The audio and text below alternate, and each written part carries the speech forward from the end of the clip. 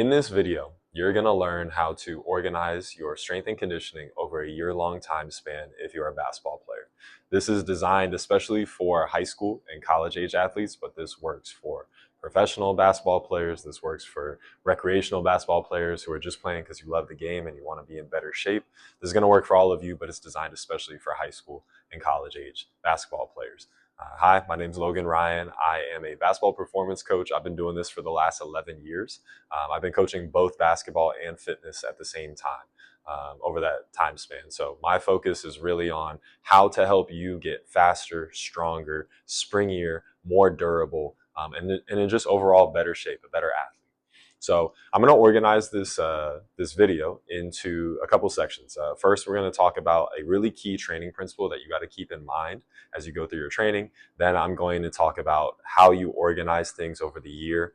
So I'm going to break it down into like seasons, and then within the seasons, I'll talk about what the focus is during that season, as well as some sample programs you can do during those seasons based on that focus. So I'm going to start first. It's going to go early off season, late off season, preseason, early in season, late in season, and then postseason. So those are the phases or the blocks basically that we're using here.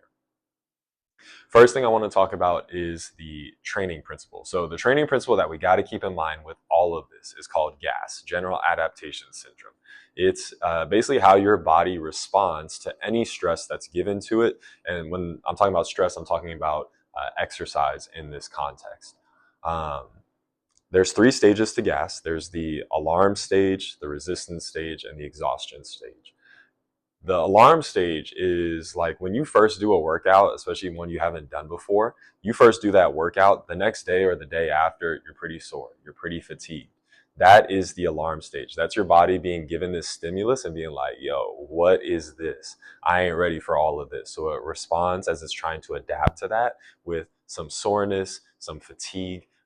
And that's normal. That is part of the body's recovery process. It's giving you a chance to kind of like slow down so that way it can adapt to the stimulus. And if it adapts to the stimulus, if this is your baseline, when you expose yourself to a stimulus, the alarm stage slightly drops you below that. And then as it starts to recover, now it moves into the resistance stage. So it's building resistance to whatever that stimulus, whatever that stress was that you gave it.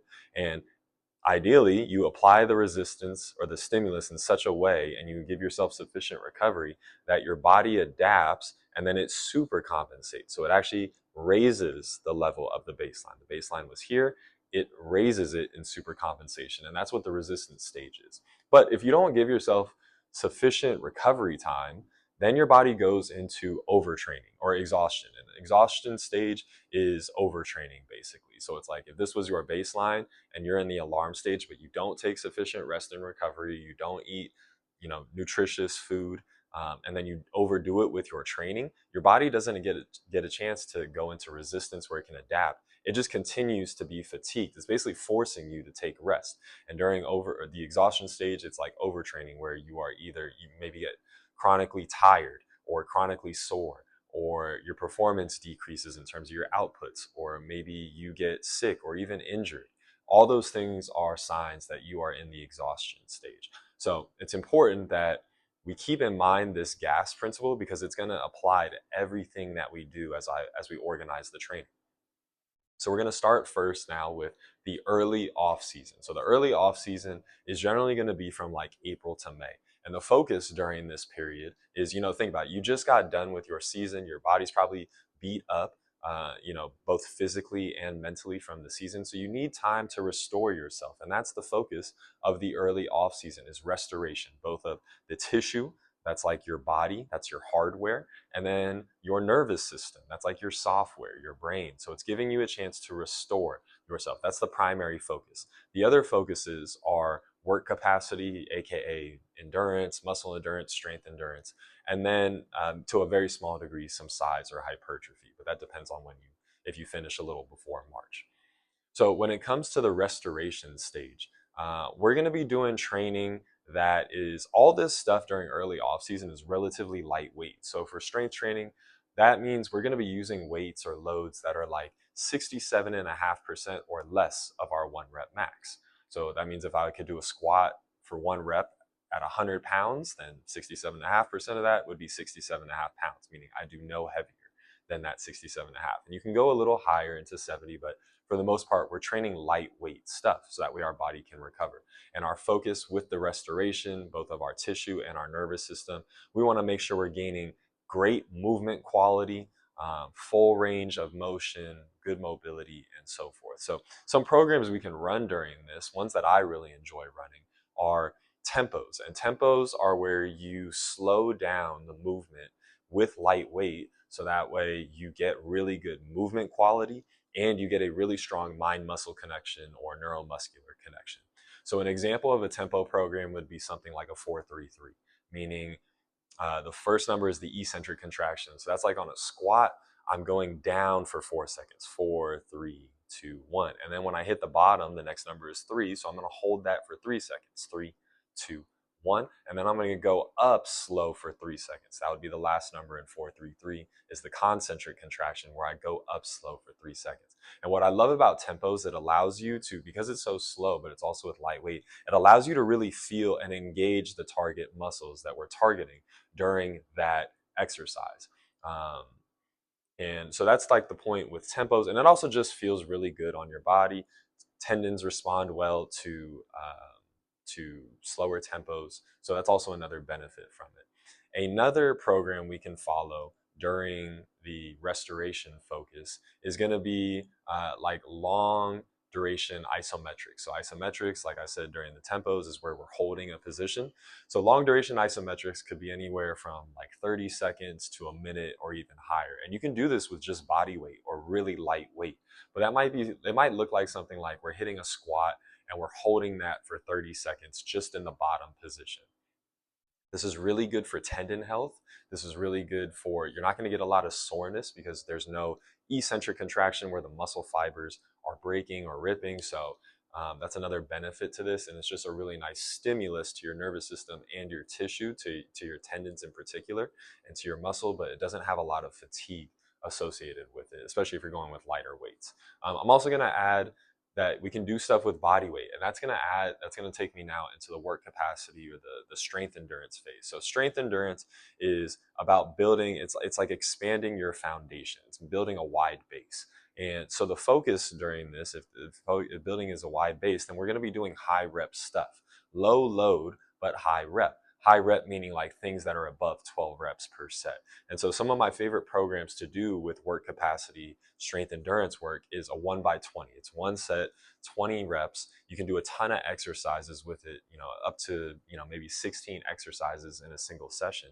But because it's so high rep, it's going to be inherently lower load. And it's a really good way to build your work capacity and your foundation. Another program I like to follow during the work capacity phase is like a 2x15. And we can do a 1x20, and then you progress it to like a 1x14 and then a 1x8, still low load. But we can also do a 2x15. That could be another progression. So I often like to do a 1x20, then a 1x14, and a 2x15, and maybe build up to a 2x20, or maybe just stay at that 15 rep range. But that's a program I like to follow on like a 4-week block. Blocks, let me talk about that real quick. So blocks are really focused training blocks or training periods of like 3 to 6 weeks. It's basically a short window where we're focusing on trying to train one quality in our training. So like I talked about restoration, that would be a block where we just focus on restoration during that 3 to 6 week window. Work capacity is a block where we just focus on building our work capacity or our endurance over a 3 to 6 week window. So that's what I'm talking about with these programs and these focuses during the early off season. I briefly spoke about size, and all I meant when I mentioned that with size is if your season finishes early, maybe you don't finish in April and you finish in March instead. You had an early exit and no playoffs. So with that, we would move everything up. Traditionally, if you're going April and May, April would be like a restoration focus, and May would be a work capacity focus. But if you finish in March, just move everything up a month. March would be restoration, April would be work capacity, and then May would be size. And size, we're still going to do relatively light load. Sizes, and hypertrophy are the same thing. I'm using them interchangeably. We're still going to use relatively lightweight, but it may be a little higher than 67.5%. Maybe we're touching more like 70, 75%.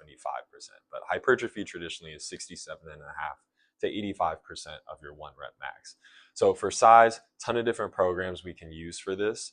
For hypertrophy, but the one I'm going to use during this early off-season one would be something on the higher rep range, maybe something that's like a 3x8 building up to 12 reps per set, and using again those lighter loads. That would probably be something I would do for a hypertrophy block during the early off-season. Now we move after early off-season, which is from April to May. Now we're moving into late off season. That's going to be from June to August. So the focus during this is on size and strength, hypertrophy and strength. And some of my favorite programs I like to run with this, I wrote some of them down so I wouldn't forget, but some of my favorite ones when it comes to the size one is like a 4x8. I usually do like 3 sets of stuff, honestly, at least with higher rep, meaning higher than like 4 reps or 5 reps per set. I like to do 3 just because of time in the weight room, and keeping sessions to under an hour. But you could do a 3x8 or a 4x8 at 70%. It's a really nice way to get volume, but also use a nice amount of load. And that's how you can build hypertrophy. In addition to that, I love cluster training. Clusters is where you basically, like, let's say I'm using a weight and I can do normally 4 reps with it. Well, I'm going to break that up into a 3 rep and a 2 rep set, and I take a very short break in between. Maybe I do 3 reps and then I take a 30-second break, and then I do 2 more reps. Now I basically did 5 reps in a set, and I just broke it up into 3 and 2. So that's clusters. Rest pause is another principle, essentially the same thing or same guideline. And so those are ones that I would use for hypertrophy. Hypertrophy we would focus on during June. Then during July, maybe we're focused on size and strength together, right? So it's kind of like the middle ground. Hypertrophy, like I said before, is 67.5 to 85% of one rep max, and the rep range is usually like 6 to 12. Max strength, the focus is going to be on force production, the ability to produce the most amount of force possible. So the rep range with that is usually like 1 to 5, maybe 1 to 6. And then the load that we're using is like 85% and above of our 1 rep max. So the size and strength combination is kind of that middle ground. It's like that 5 to 8 rep range where we're using slightly heavier loads. Maybe we're like 75 to 85% of our 1 rep max. So during July, that can be more of our focus, is that style of size and strength combined together. And some of my favorite programs here are like a 5x5 at 75% or maybe 80% of your 1 rep max. I also love ascending pyramid, where we're going to start with, or maybe start first with a descending pyramid, where we're going to start with a 5 reps, and then we're going 4 and 3 and 2 and then 1. So each set, as we drop lower in reps, we go up in weight. And then you can do the same thing with like an ascending pyramid, where we increase our reps. Maybe we go 1, 2, 3, 4, 5, and then we decrease the load as we go. Either way, it's going to be a good way to build both strength and size together. And then in August, we're going to focus more on max strength capabilities. And so focus during this is going to be stuff strictly over 85% of your 1 rep max. And some of my favorite programs I like to use with that would be like cluster 5s. That was an example I gave earlier. Cluster 5s, maybe we're using 88% of our 1 rep max and we're doing a 3 and a 2, or something like that, where we break it up with 30 seconds of rest in between. Some other programs, though, that I like to do are a ramp up to a 1 rep max. That's similar to the pyramids that I talked about before, the descending pyramid going from 5, 4, 3, 2, 1. A ramp up to a 1, 2, or 3 rep max is basically the same idea, where I start at a higher reps, lighter load, and then I eventually build up to what's going to be my rep max. And I try to set a PR, whether that's a PR with 1 reps, 2 reps, or 3 reps, the heaviest load I can do. So that's one way to build strength. That's a program that I like.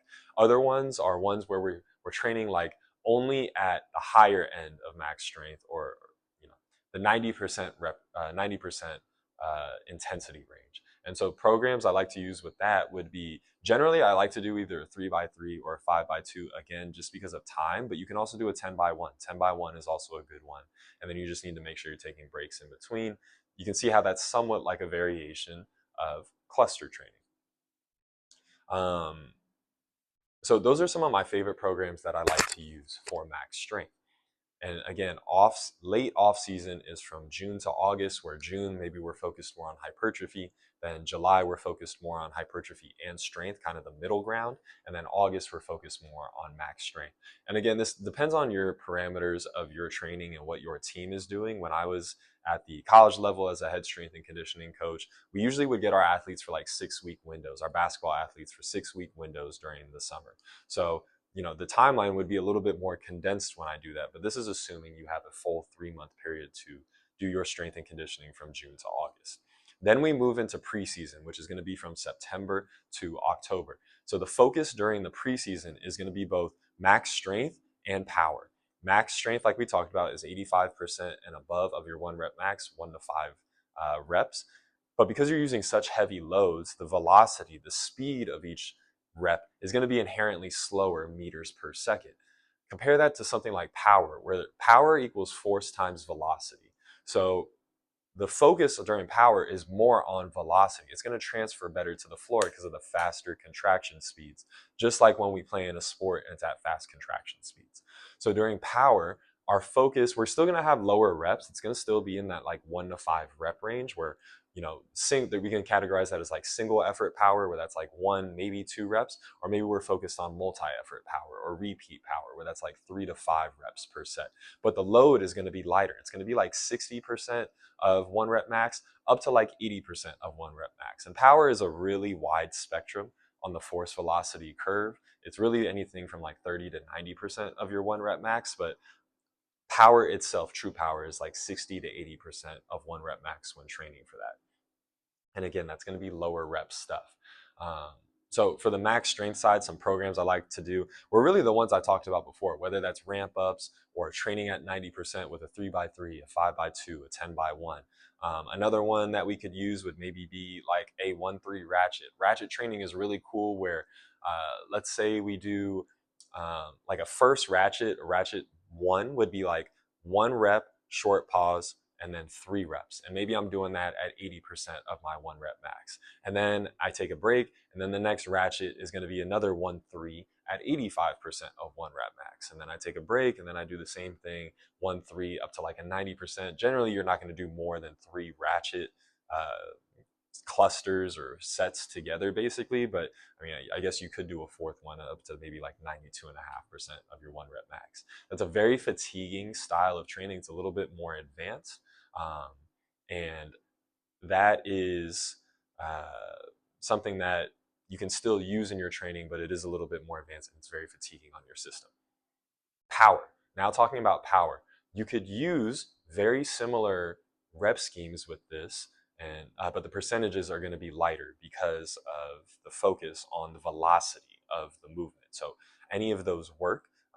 You could do something like a 3x3 at 65% of your 1 rep max, where the focus is on really fast contractions. Or we're probably going to do a little bit higher sets because this won't be as fatiguing on your body. It'll be more fatiguing on your nervous system. So maybe we're doing something like a 5x3 or a 6x2 at 65% or 70% or 75% of our 1 rep max. Just keep in mind, as you increase the load, the velocity is inherently going to be slower. The contraction speed is going to be inherently slower. So it just depends on what your target is with this. Final thing, or not final, but now we move on from preseason. And what's cool is September, we're focused on max strength. October, we're focused more on power. When you finish up your power block during October, generally season now starts in November. Non-conference schedule will start in November. So it's almost like you're peaking going into it. Your body's going to be feeling really good. You're moving at like weights are flying. Your velocity is going really high. You're producing more power. So it's almost like an early peak for the season. You can have multiple peaks during the year. And this is just like an early peak for the beginning of your actual season where things matter the most. All the training we did all year is building up for the in season. And that's what I'm going to take us into now. So in season, we can break this down into basically 3 areas. You got your early in season, which is like non-conference. That's November to December. You got your late in season, which is like conference, and that's January to February. And then you got your postseason your postseason or playoffs, which would be like March generally. So the cool thing with all these in-season blocks or all these in-season periods is that we want to train multiple qualities. We want to maintain what we built throughout the year. So you can do what's called, I'm going to call it conjugate method, but other names for it are like the mixed method approach or daily undulation periodization. But basically, it's training multiple qualities in a week, whereas before I talked about we were training in blocks, training one quality. Now we're training multiple qualities at once. And with conjugate, if you're doing like a 2 day, if you train 2 days a week in the weight room, maybe you're doing your first day is just focused on max strength, then your second day is focused on power. Or if you go 3 days a week, you can still use that first and second day template I gave, but maybe that third day is focused solely on tissue quality or weak areas that you have in your training, or accessories, or volume. It could be any focus that you want on that third day.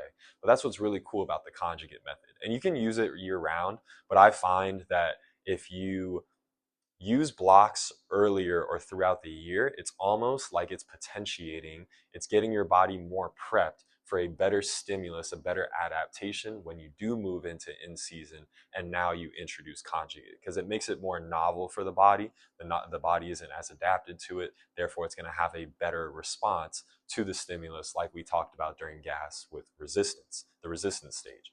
So what's cool about conjugate as you're training all these qualities is you can have basically 2 or 3 different programs running at once. You have, maybe you're doing a ramp up on you're doing ramp ups to a 3 rep max on your strength days. And then maybe you're doing a 5x2 up to a 6x2 or something like that. Or maybe you're doing overcoming isometrics on your power day. And then maybe you're doing work capacity on your Fridays, and you're doing like a 1x20 or something on your third day. So that's what's really cool about conjugate, and that's going to be the case for both early in season, that non-conference window of November to December, your late in season, that conference window, which is from January to February, and then your postseason, which is, or playoffs, which is going to be like March. So that conjugate method is going to be running throughout, but the focus is going to be a little bit different. So during the early in-season non-conference window of November to December, our focus, our bias is going to be more on the strength side of things, higher loads on all the programs that you're running. And then as we move into late in-season, January to February conference, now you're going to focus more on the power. So it's that 60 to 80% rep range, or I guess middle tier of any of the focuses that you're working on. And then when you move into playoffs, or postseason, now we're focused more on velocity. So it's going to be on the lower end in terms of the load that you're using with any of the programs, because we're focused on speed of contraction, the movement of it. But that right there is how you can plan your strength and conditioning over the course of a year if you are a high school or college age basketball athlete. And again, this works for pros. This works for just people who play in a rec league, and you're like me, you're in your 30s and you just want to be in really good shape to continue playing at a high level. This works for all of those. So, we got our early off season, which is April to May. We've got our late off season, which is January or June to August. Then we have our preseason, September to October. And then we have our in season, where we are early in season, November, December, that's like conference. Then we have late in season, January to February, that's like conference. And then we have playoffs, which is going to be March. And that's how you organize your training over a year-long basis. If you have questions or you have comments on this, please just drop a comment down below. You can shoot me a message on Instagram, or you can even shoot me an email. I would love to chop it up with you and answer your questions, and maybe I can make another video about that. But I do ask before you leave, please like this video and subscribe to my channel. I'm going to be making more videos like this that are going to help you with your training. I have training programs that go exactly along with what I'm describing here, and I'll put those links in the description. But I really hope this was helpful for you. My goal is to help you get more athletic and get better, so that way you can play a basketball better, get faster, stronger, springier, more durable, and all that. I hope that this video gives you an outline over a year on how to do that. So that's it for today. I love y'all. Peace.